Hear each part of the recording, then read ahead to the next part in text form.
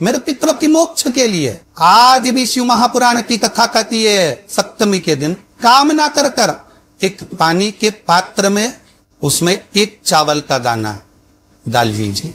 परिंदा जहां होता है मटका, खंडा या रसोई घर में आपका जो पानी भरने का स्थान होता है, उसी के तही पास में उस कलश को रख दीजिए, ऊपर से इसको ढक दीजिए। शाम के समय, सुबह रखा 10 बजे से 12 बजे के बीच में, शाम के समय प्रदोष काल में भगवान शंकर का नाम स्मरण कर कर ओम नमः शिवाय बोलकर, श्री शिवाय नमस्तुभ्यं बोलकर या महामृत्युंजय मंत्र का स्मरण कर कर या गायत्री मंत्र का स्मरण कर कर, जो मंत्र आपकी बुद्धि में विवेक में समाहित हो, उस मंत्र का नाम लेकर राम कृष्ण हरि जो बोल सकते हो, एक घी का दिया अवश्य प्रज्वलित करें।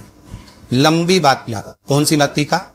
फोन बत्ती का नहीं, गोल बत्ती का नहीं, लंबी बाती का। अलग बत्ती का मुख दक्षिण की ओर, ना पूरब ना पश्चिम ना उत्तर।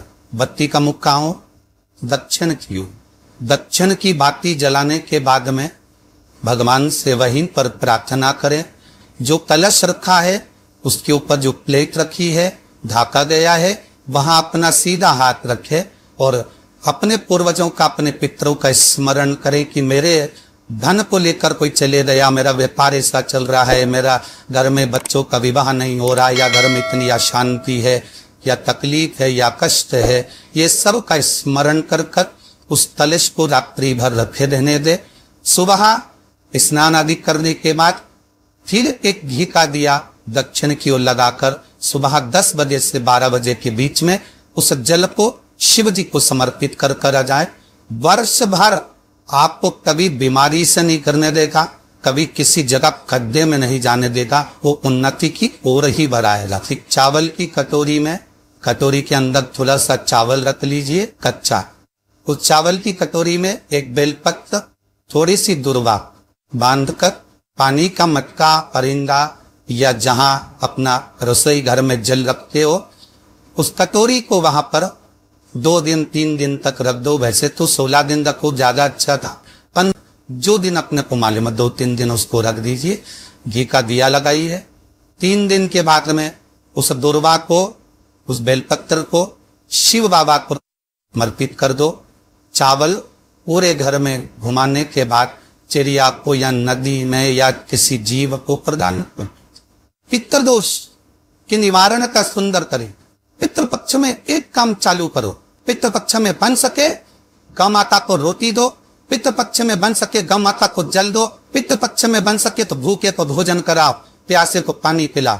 पितृपक्ष में बन सके, तुम्हें किसी ने कह दिया, कोई विद्वान ने तुम्हें बता दिया कि तुम्हारे पितृ दोष है, तुम्हारे घर में काल सर्प दोष है, तुम्हारे घर में ऐसा दोष है, तो एक काम चालू करो। 16 दिन श्राद्ध के एक चावल का दाना देवदिव्य महादेव के शिवलिंग पर समर्पित करो, दूसरा चावल का दाना अशुभ सुंदरी की जगह पर समर्पित करो और एक लोटा जल पहले अशुभ सुंदरी वाली जगह पर थोड़ा सा चनाओ, उसके बाद शंकर भगवान को उस जल को अर्पित करो। अपना गोत्र बोलकर अपने पितरों का स्मरण कर कर आपका पितृ दोष अपने आप शांत हो जाएगा। दोष में है एक चावल का दाना शिवलिंग के ऊपर, एक चावल का दाना अशुभ सुंदरी, और जल कहाँ चढ़ाना है? पहले जम के बोला जरा, आवाज नहीं आई, जम के बोला जरा, अशोक सुंदरी की जगह। और फिर जल कहाँ चढ़ाना है? शिवलिंग की। शंकर बाबा क्या बोलकर? अपना वो जिसको गोत्र नहीं मालूम उसको एक चीज मालूम होना चाहिए, शंकर का नाम। तो ये दुर्वा का जो क्रम है इस पर जरा समझिएगा, बहुत अच्छे सावधानी। दुर्वा के इस तरह से जो कि भाग रहते हैं, ऐसे 7 भाग दुर्वा के लेना। कितने भाग लेना है? 7 भाग दुर्वा में लेना। 5 बेलपत्र के साथ, बेलपत्र कितनी होना चाहिए? 8। 7 भाग दुर्वा के लेना है, 5 बेलपत्र लेना है, और लकुलेश महादेव का नाम लेकर भगवान शिव का स्मरण कर शंकर भगवान पर, भगवान देवदिव्य महादेव की शिवलिंग के ऊपर अपने हृदय की कामना कर भगवान शिव को समर्पित। जो व्यक्ति मकान लेना चाहते हैं, जो व्यक्ति जमीन खरीदना चाहते हैं, जिनकी जमीन नहीं बिक रही हो, प्लाट नहीं बिक रहे हो, मकान नहीं बिक रहे हो, या कोई टेंडर भरा है प्रॉपर्टी का, किसी चीज का टेंडर भरा है, ठेका नहीं हो रहा हो, तो विश्वकर्मेश्वर महादेव का नाम लेकर 5 बेलपत्र चंदन लगाकर शंकर जी के शिवलिंग पर चंदन लगाकर जिस शिवलिंग पर चिपका देता है, भगवान शंकर उसकी मनोकामना पूर्ण कर देते हैं। जिनके मकान नहीं उनका मकान, जिनका प्लाट नहीं उनका प्लाट, जिनका कोई काम नहीं वो काम विश्वकर्मेश्वर महादेव वो कर। वैसे तो शंकर के शिवलिंग के आसपास कहीं पर भी बैठकर पूजन कर सकते हो, पर विशेष कोई कामना होती है, विशेष कोई मनोकामना है और आपका दुख जब कटता नहीं है, आप हार जाते हो, तब उस समय पर दक्षिण में बैठकर जहां उत्तर की ओर मुख कर कर भगवान देवाधिदेव महादेव को जल समर्पित किया है। उत्तर दिशा में ऐसा क्या है कि शंकर जी का जल उत्तर की ओर जाता है। ये उत्तर और दक्षिण, ये 2 दिशा तो हमारे यहाँ बड़ी विचित्र मानी जाती है। हमारे यहाँ सबसे अच्छी दिशा, कोई मकान भी लेता है तो कहता है पूर्व पश्चिम का मकान होना चाहिए। कोई मकान ले, पूर्व का मकान हो, पश्चिम का मकान हो। कोई दुकान ले तो कहते हैं पूर्व पश्चिम का मकान दुकान। पर मेरा वो घरदानी तो उत्तर दक्षिण का आनंद ले। ऐसा दक्षिण दिशा में ऐसा क्या है कि शंकर जी का चढ़ा हुआ जल दक्षिण में ही जाता है। यहां तक शिव महापुराण की कथा कहती है, मान लो आपके घर में छोटा सा शिवलिंग है, आपके घर में छोटा सा शिवलिंग है। उस शिवलिंग को आपने थाली में रख लिया। थाली में रखने के बाद उस थाली में शिवलिंग को रख लिया, आपने उसको स्नान कराया।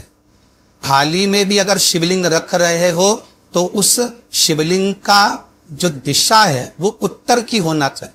भले आप मंदिर में पूरा पश्चिम में बैठे, आपके घर का मंदिर तो पूरा पश्चिम में ही होगा, आपके घर का मंदिर कहाँ होगा? पूरा पश्चिम में। पर शिवलिंग की दिशा कहाँ रखना है, उसकी जलाधारी की दिशा कहाँ रखना है? जम से बोलो जरा। आप मंदिर में पूरा पश्चिम में बैठो, आपके घर के मंदिर में आप पूरा पश्चिम में बैठ के पूजन करो, क्या आपका मंदिर पूरा पश्चिम में ही होगा? ऐसा कोई घर नहीं जिसके घर के अंदर मंदिर पूरा पश्चिम में नहीं। आप पूरा पश्चिम में बैठो, पर शिवलिंग को थाली में भी रखो तो उसकी जलाधारी उत्तर की होना। आपने अगर स्नान कराया है, शंकर भगवान के शिवलिंग का जल जो आप लेकर जा रहे हो विसर्जन करने के लिए, शिवलिंग का चढ़ा हुआ पानी जो भगवान को हम घर में स्नान कराते हैं, भगवान को घर में निलाते हैं, स्नान का जो जल होता है उसको हम ले जाकर जब वृक्ष में डालते हैं, उस समय पर शंकर का घर में चढ़ा हुआ जल जो हम ले जाकर उसको डालते हैं वृक्ष में, अगर आपका ध्यान उत्तर की ओर है, आपका मुख उत्तर की ओर है, भले आप जल डाल रहे हैं पर मुख यदि आपका उत्तर की ओर है तो आपकी मनोकामना पूर्ण होती ही है, ये निश्चित है।